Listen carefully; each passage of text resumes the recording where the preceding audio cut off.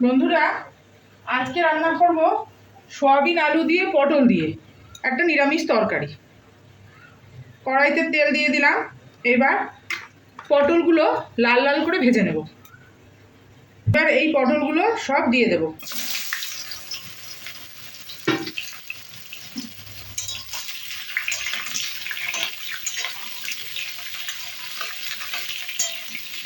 একদম লাল লাল করে পটলগুলো ভেজে নেব।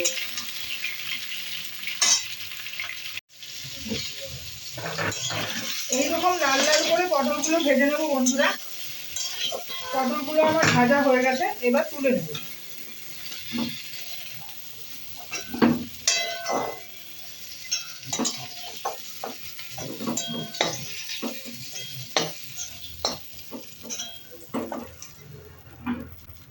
এবার ওই কড়াইতেই আর একটু তেল দিয়ে যেই সয়াবিনগুলো সেদ্ধ করে রেখেছিলাম, সামান্য ভাপিয়ে রেখেছিলাম আর কি, সেগুলোকে একটু ভেজে নেব।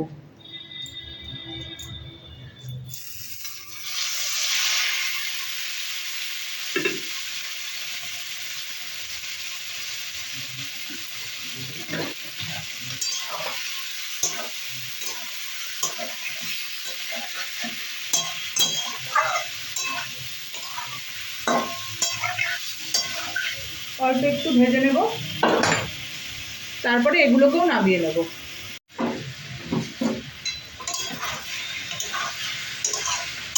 সয়াবিনগুলো হালকা করে ভাজা হয়ে গেছে বন্ধুরা। এবার পটলের সাথে এই সয়াবিনগুলো নামিয়ে রাখবো। ওই কড়াইতেই সামান্য তেল দিয়ে দিচ্ছি, দিয়ে দুটো শুকনো লঙ্কা আর একটু গোটা জিরে ফোড়ন দেব।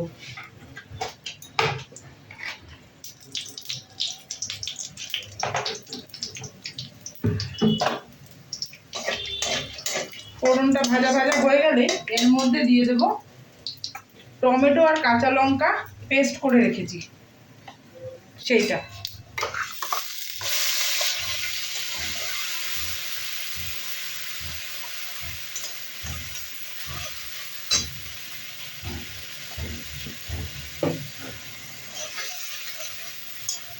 টমেটো আর কাঁচা লঙ্কার কাঁচা গন্ধটা চলে গেলেই আমি জিরের গুঁড়ো, হলুদের গুঁড়ো আর শুকনো লঙ্কার গুঁড়ো জলে গুলিয়ে রেখেছি সেটাও দিয়ে দেব।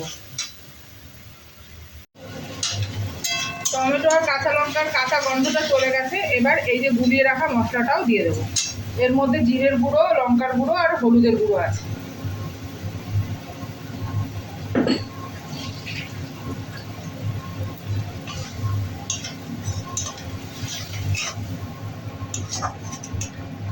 এবার এই মশলাটা ভালো করে কষিয়ে নেব।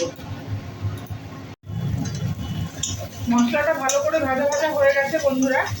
এইবার এই যে সয়াবিন আর পটল ভেজে রেখেছিলাম সেগুলো দিয়ে দেবো,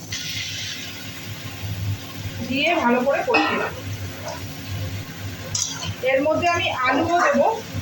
আলু আর ভেজে নিলাম না, সব কিছুই ভাজা ভাজা, এত তেল গেছে, সেই জন্য আলুটা আমি লবণ দিয়ে এই যে পাশে সেদ্ধ করে নিচ্ছি। এই সেদ্ধ আলুটাই ঝোল ওই জল সহই দিয়ে দেব। সেই জন্য রান্নাতেও লবণ শুধু পটল ভাজার সময়ই দিয়েছি, আর অন্য সময় অন্য কিছুতে লবণ দিইনি। এবার এই মশলার সাথে এগুলোকে ভালো করে কষিয়ে ওই গরম জল সহ আলুটা, সেদ্ধ আলুটা এর মধ্যে দিয়ে দেব।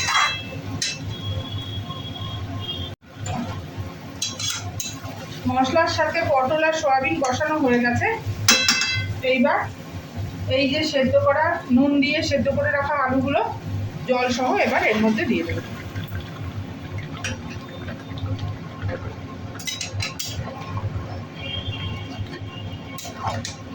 আলুগুলো আর আমি ভাজলাম না, আপনারা চাইলে আলুগুলোও ভেজে দিতে পারেন, কিন্তু বেশি তেল তেল হয়ে যাবে, সেই জন্য আলুগুলো আমি আর ভেজে দিলাম না। এই তরকারিটা আমরা রুটি দিয়ে খাবো সকালে, আপনারা রাতের ডিনারও পরোটা দিয়ে খেতে পারেন, আর দুপুরে যারা ভাত দিয়ে খেতে চাইবেন তাদেরও ভালো লাগবে। এবার একটু ঢেকে দেব, ভালো করে আলুর সাথে মশলা আর এগুলো সব মাখো মাখো হয়ে যায়।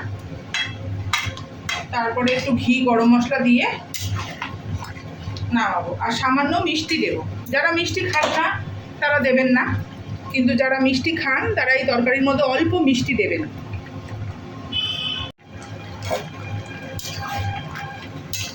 ভালো করে ফুটে গেছে সব, এই যে আলুও সেদ্ধ হয়ে গেছে।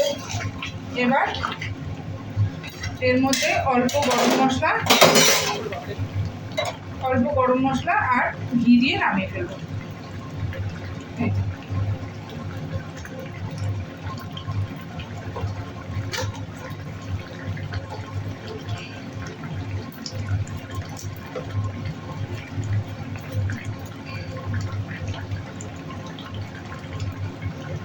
এই যে 1 চামচ ঘি দিয়ে দিলাম।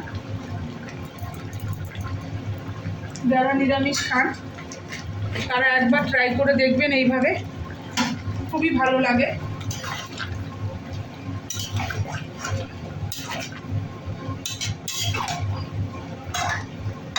রুটি, পরোটা এগুলোর সাথে। যদি আপনাদের আমার এই রান্না ভালো লেগে থাকে তাহলে একটা লাইক, শেয়ার, কমেন্ট করে পাশে থাকবেন এবং আমার চ্যানেলটাকে সাবস্ক্রাইব করবেন। আজকে এটুকুই থাক, আসবো অন্য দিন অন্য কিছু নিয়ে।